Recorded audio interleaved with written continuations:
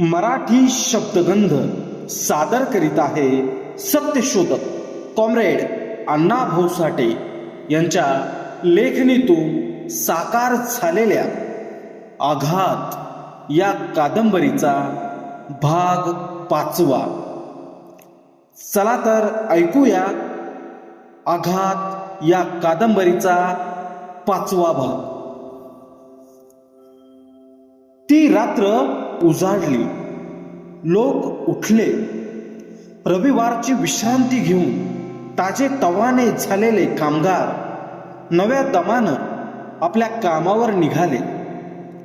तीच गंभीरता, तीच चिंता आणि तीच उदासीनता, सर्व काही तेच होतं. श्याम आणि जगन इराणी हॉटेलात एका कोपऱ्यात बसले होते. जगननं आज खाडा केला होता. ते दोघे बोलत होते.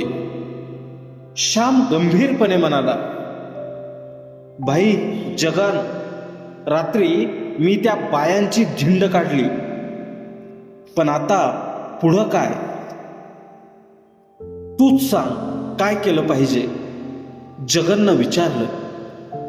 श्याम म्हणाला, त्या बायका हलकट आहेत. त्यांना काळीज नाही, त्या वाईट आहेत. काय करतील? जगननं विचारलं. वाटेल ते करतील, श्याम उत्तरला. तरी पण काय करतील? जगननं प्रश्न केला. मी एकाच शब्दात सांगतो, श्याम म्हणाला. त्या बाया सुंदर वहिनींचा खून करतील. कसा? कसा? होय, कसा? जसा त्यांनी माझ्या पत्नीचा, अन्नूचा केला तसा. श्याम बोलला. मला समजलं नाही, जगन म्हणाला. भाई जगन, डोकरीची चाळ म्हणजे साक्षात मृत्यूची गुहा आहे. श्याम म्हणाला. तुम्ही या चाळीत नवीन आहात, परंतु मला चांगला अनुभव आहे आणि माझ्यावर जो आघात झाला तो तुमच्यावर होऊ नये. म्हणजे काय? हे पहा, आपण कामावर जाऊ आणि त्या बाया कट करतील, श्याम म्हणाला. आणि एखाद्या दिवशी घरात शिरून सुंदर वहिनींवर तेल ओतून तिला जाळून मारतील. असं? जगननं भुवया चढवून विचारलं. यात अक्षर खोटं नाही, श्याम म्हणाला. त्यांच्या दुष्टपणानं मला ठार केलं आहे, म्हणूनच मी हा असा वागत आहे. आणि श्याम गंभीर होऊन म्हणाला, मग माझी पुढील कहाणी ऐकाच.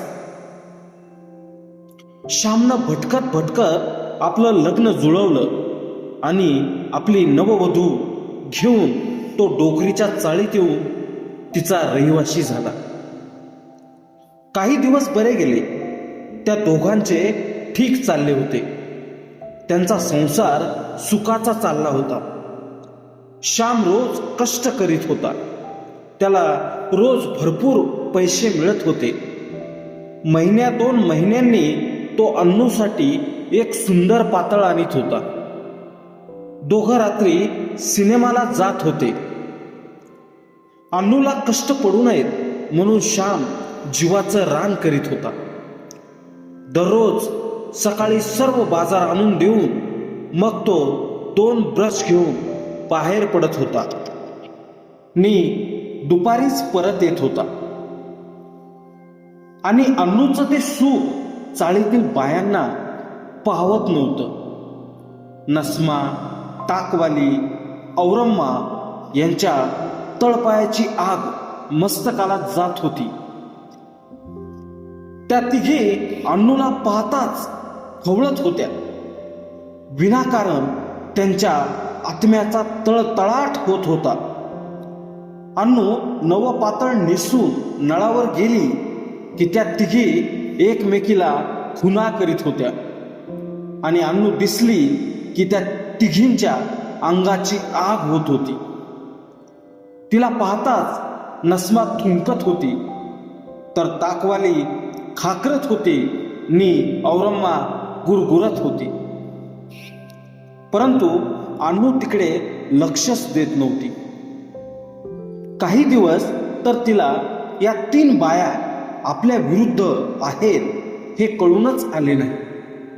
पण जेव्हा तिला समजले की या तिघी आपला द्वेष करीत आहेत, तेव्हा ती भ्याली. तिने एके रात्री मला तो प्रकार सांगितला. म्हणाली, नस्मा, औरम्मा आणि ताकवाली या तिघी माझ्यावर उगीच जळत आहेत.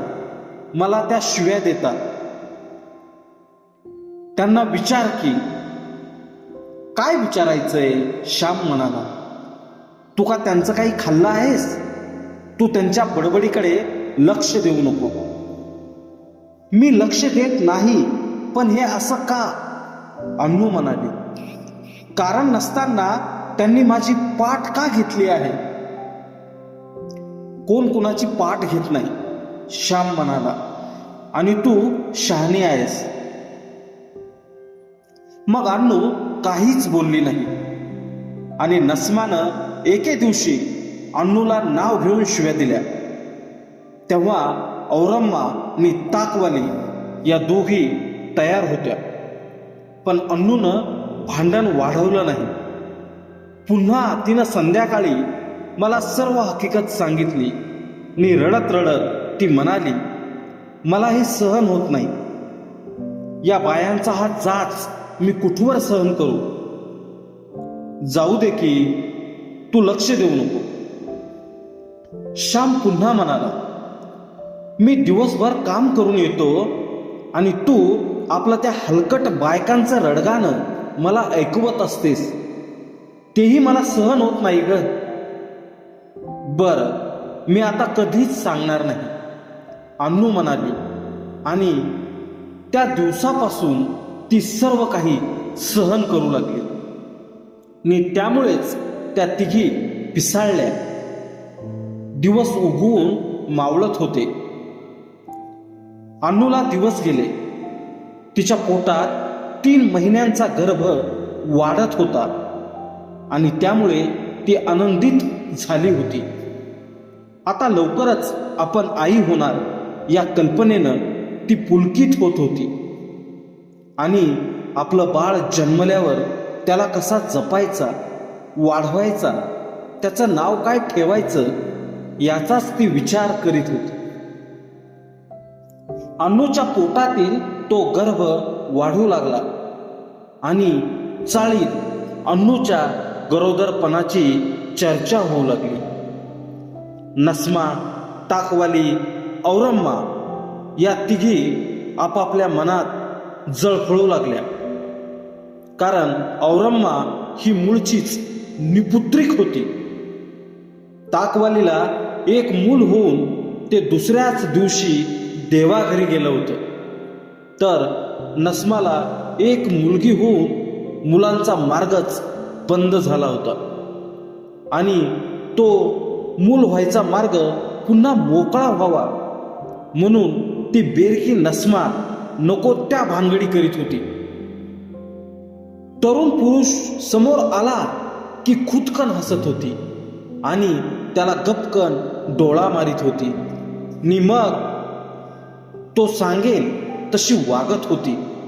पण तिची सर्व खटपट व्यर्थ जात होती. तिचे सर्व प्रयत्न आळवावरच्या पाण्यासारखे निष्फळ ठरत होते. आणि आता अन्नू गरोदर आहे हे ऐकल्यापासून नस्मा, औरम्मा आणि ताकवाली यांची डोकी कामातून गेली होती. त्या मत्सरानं वेडावल्या होत्या.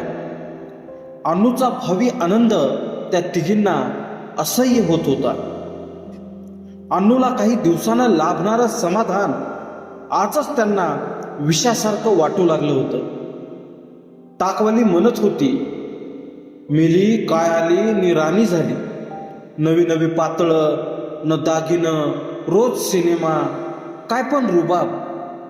आणि आता म्हणे तिला मूल होणार नि मग तर तिचा भाव भलताच वाढणार. नस्माच्या काळजातले ते शल्य तिला सतत सलत होते आणि ती औरंगाला म्हणत होती, अयो भाभी, तो अन्नूचा नाक उपरच होगा जी. दुसऱ्याच्या सुखाचा द्वेष करणे ही त्या तिघींची खोड होती नि त्यांच्या त्या खोडीला औषध नव्हतं. त्या तिघी अन्नूच्या सुखात माती कशी कालवावी याचाच विचार करीत होत्या, परंतु त्यांना कसलाच उपाय सुचत नव्हता. अन्नूला नळावर बढवावी तर पोलीस येणार ने आपली वरात काढणार. बाजारात गाठून लोळवावी तरी पोलीस येऊन लफडं वाढणार. बरं, तिला घरात शिरून मारावी तरी मेला पोलीस येणारच. म्हणजे आपण काहीही केलं तरी हा पोलीस येणारच अशी त्या तिघींना भीती वाटत होती नि त्या पुन्हा पुन्हा अन्नूचा विचार करीत होत्या. परंतु पोलीस काही केल्या टळत नव्हता. तो प्रत्येक वेळी आपलं दांडकं घेऊन पुढे येत होता आणि तो पोलिसांचा विचार करून त्या तिघींची छाती दडपत होती. आणि अन्नूला 4था महिना सुरू झाला होता. ते उन्हाळ्याचे दिवस होते. उकाडा मी म्हणत होता. झोपडपट्टीच्या डोकीवरले गंजलेले जुने पत्रे तापले होते आणि त्यांची धग झोपडीत बसलेल्या मुलाबाळांना भाजून काढीत होती.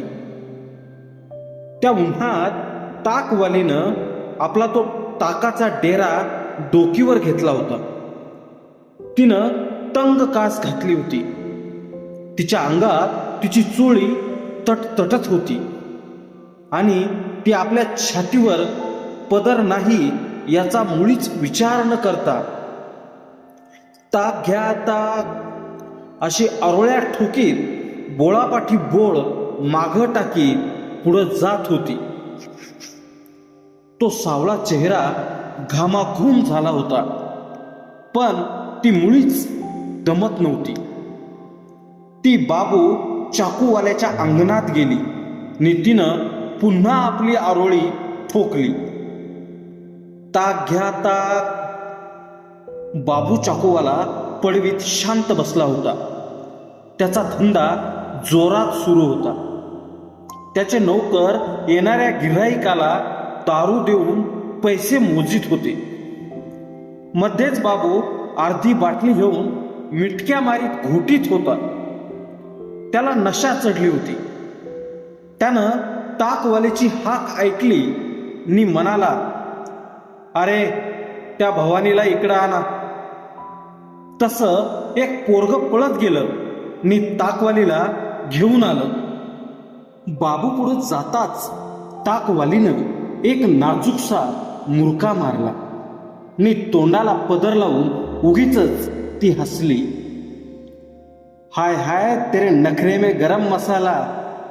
बाबू चाकूवाला ताकवालीचा तो पुष्ट देह न्याहाळीत म्हणाला, अरे डोक्यावर मडकं घेऊन उभी का, उतर खाली.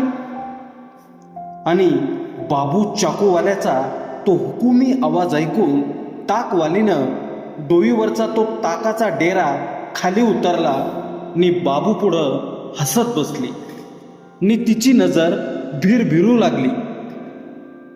हा बाबू चाकूवाला त्या वस्तीत फारच प्रसिद्ध धंदा करून अफाट पैसा मिळवत होता नि डोकं पिकलं की चाकू चालवित होता नि त्यानं आजपर्यंत अनेकांवर चाकूचे वार करूनच ती चाकूवाला ही बिरुदावली मिळवली होती. बाबू चाकूवाला म्हणताच भले भले मार्के नांगी टाकून त्याला सलाम करीत होते. मग बाबू संतुष्ट होऊन त्यांना भरपूर दारू पाजित होता.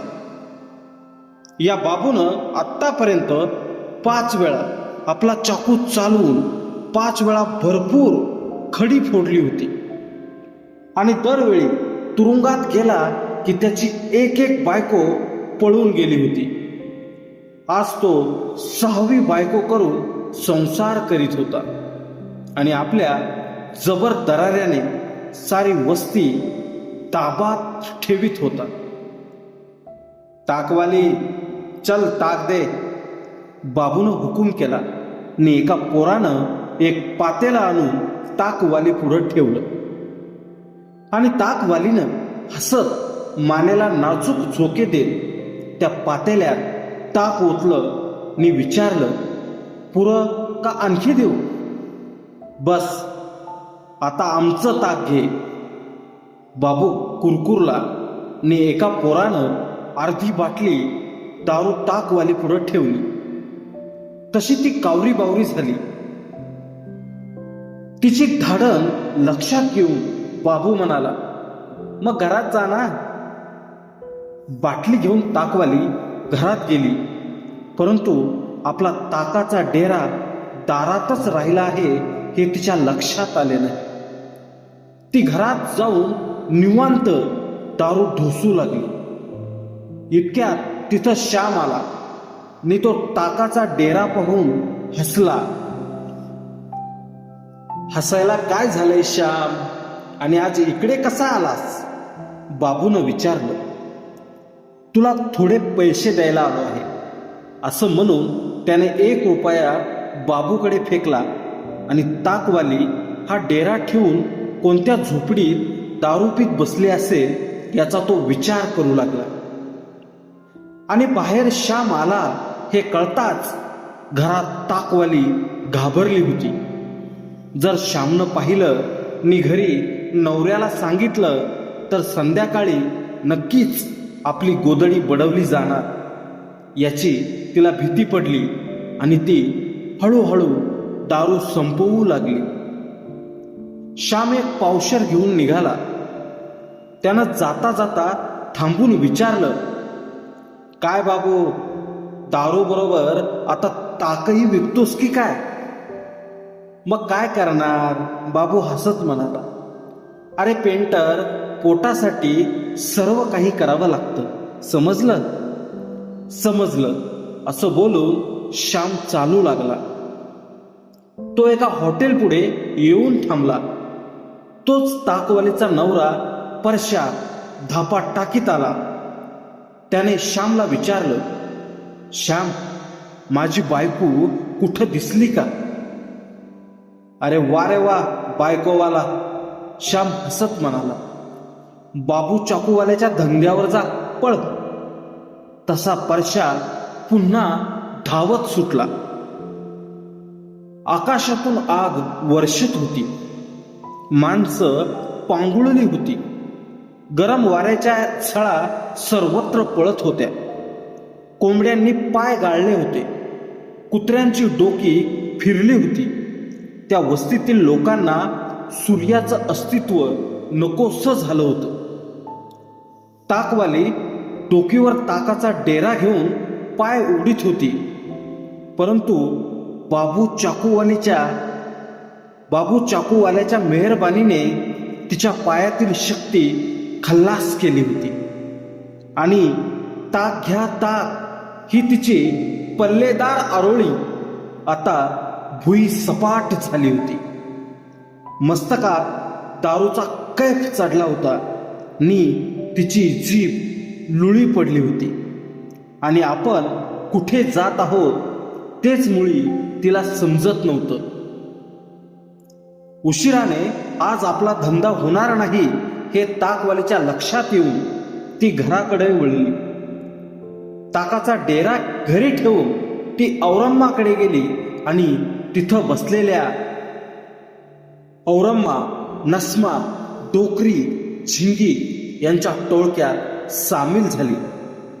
परंतु ताकवालीचा तो भयानक चेहरा पाहून झिंगीने पळ काढला आणि नस्माने विचारलं, काय ताकवाली, आज मामला थोडा निराळा दिसतोय, खरं सांग. अगं देवाची शपथ, खोटं सांगत नाही, ताकवाली आकाशाकडे पाहून म्हणाली. अगं त्या बाबू चाकूवाल्यानं लय आग्रह केला, शेवटी पाय धरले. नी बळबळ मला अर्धी बाटली पाजली आणि शेवटी आपल्या हातानं 1 पावशर पाजून म्हणाला, जा आता कर आपला धंदा. पण पायच उचलला. मग आले घरी. म्हणजे आज मजा करून आलीस नाही का? नस्मा बोलली. होय बाई, लय मजा केली. ताकवाली हसून म्हणाली, अगं हा बाबू चाकूवाला म्हणजे मोठा माणूस, त्याला नाही कसं म्हणायचं.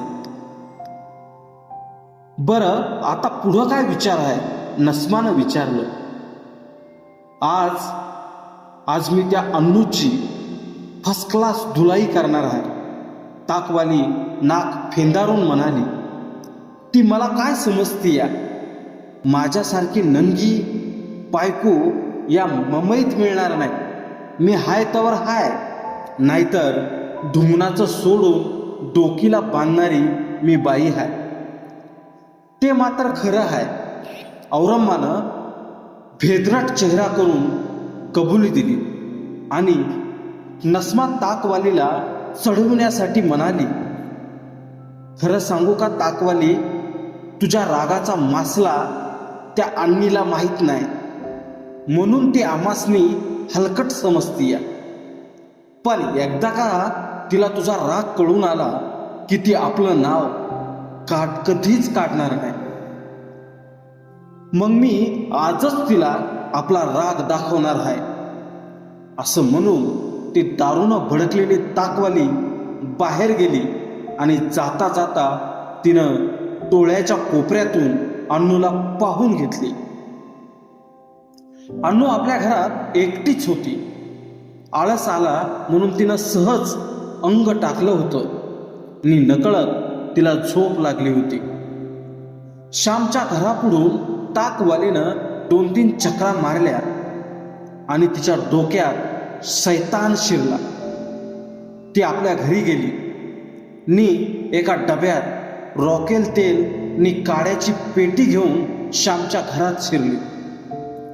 तिनं प्रथम ते रॉकेल अन्नूच्या अंगावर नकळत शिंपडले आणि एकदम काडी लावून तिने पळ काढला आणि ती चाळीत थांबली नाही आणि श्यामच्या घरात भडका उडाला.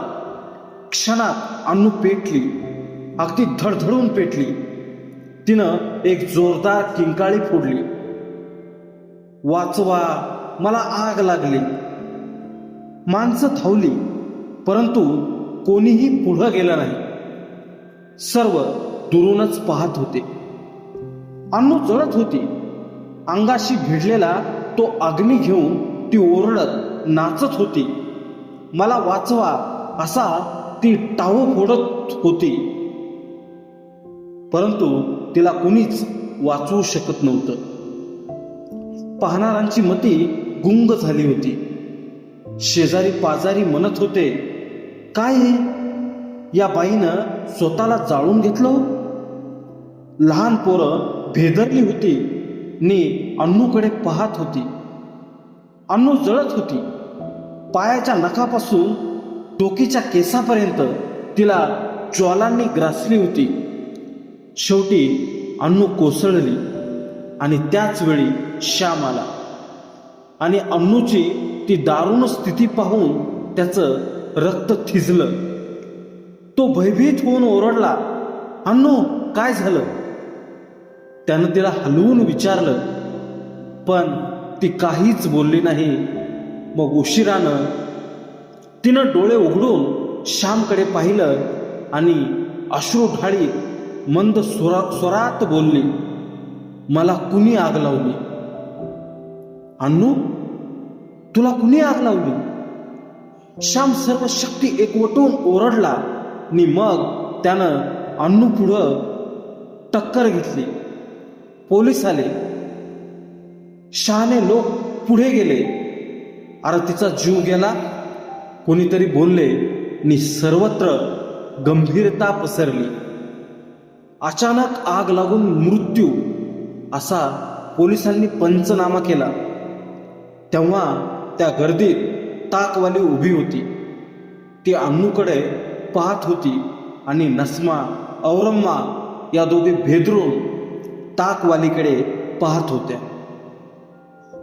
अन्नूचा जळून कोळसा झाला होता. ती पोटातील बाळासह भस्मसात झाली होती आणि श्याम आक्रोश करीत होता.